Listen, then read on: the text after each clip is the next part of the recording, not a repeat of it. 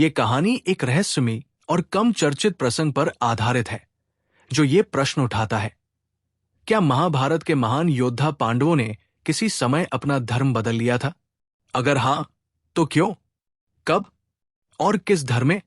क्या इसके पीछे कोई रणनीति थी या कोई आध्यात्मिक कारण?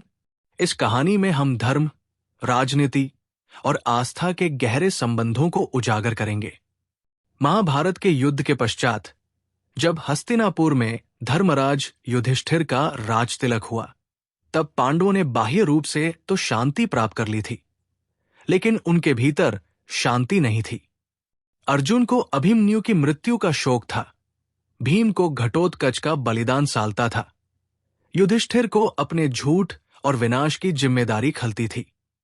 नकुल सहदेव स्वयं को कुरु वंश की विनाशक कहने लगे थे। एक दिन मुनि व्यास के सान्निध्य में एक रहस्यमयी सभा हुई, जिसमें प्रश्न उठाया गया, क्या धर्म वही है जो युद्ध में पालन न हो सके? इस पर वशिष्ठ, वामदेव और अन्य ऋषियों ने गहन संवाद किया। युधिष्ठिर ने कहा, यदि धर्म युद्ध से बचा नहीं सकता, तो क्या वो हमें आत्मिक मुक्ति दे सकता है? इसी विचार से उन्होंने स्वयं को आत्मचिंतन, तपस्या और वैकल्पिक मार्ग की ओर मोड़ने का निर्णय लिया। उनके सामने 3 मार्ग थे: वैदिक सनातन मार्ग, बौद्ध दर्शन जो उस समय विकसमान था, और एक रहस्यमयी पंथ जो न तो पूरी तरह वैदिक था और न ही लौकिक, जिसे परिव्राजक धर्म कहा जाता था। ये एक ऐसा मार्ग था जहां कोई जाति, वर्ण, बलिदान या यज्ञ का बंधन नहीं था, केवल आत्मा की मुक्ति और करुणा ही उद्देश्य था। युधिष्ठिर ने एकांत में संकल्प लिया कि वो कुछ काल के लिए इस पंथ का अनुसरण करेंगे, ताकि आत्मा के कलुष को धो सकें। अर्जुन, जो कि सदैव श्रीकृष्ण के मार्ग पर चलते थे, श्री कृष्ण से पूछते हैं, क्या ये धर्म छोड़ना है?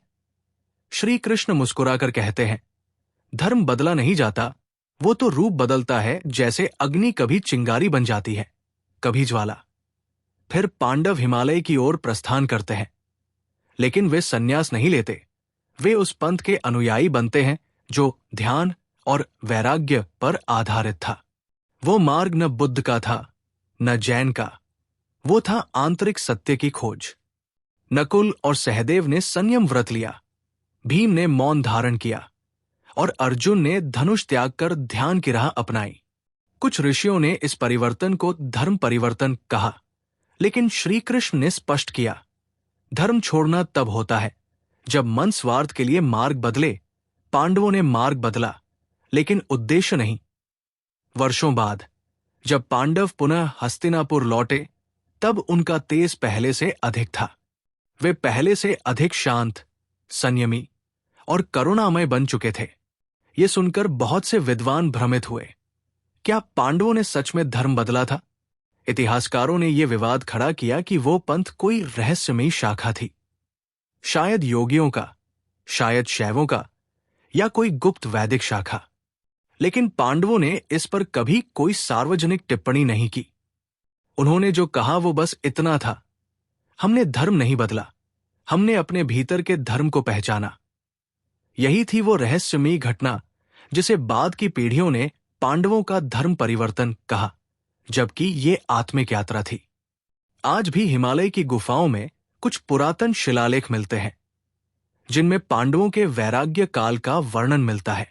इस कथा को समझने के लिए आवश्यक है कि हम धर्म को केवल एक संप्रदाय नहीं, एक जीवन पथ के रूप में देखें। इसीलिए ये कहना कि पांडवों ने धर्म बदल लिया था, अधूरा सत्य है। उन्होंने केवल अपने भीतर के अशांत धर्म को शांत किया, और वह भी उसी सनातन मार्ग की खोज में।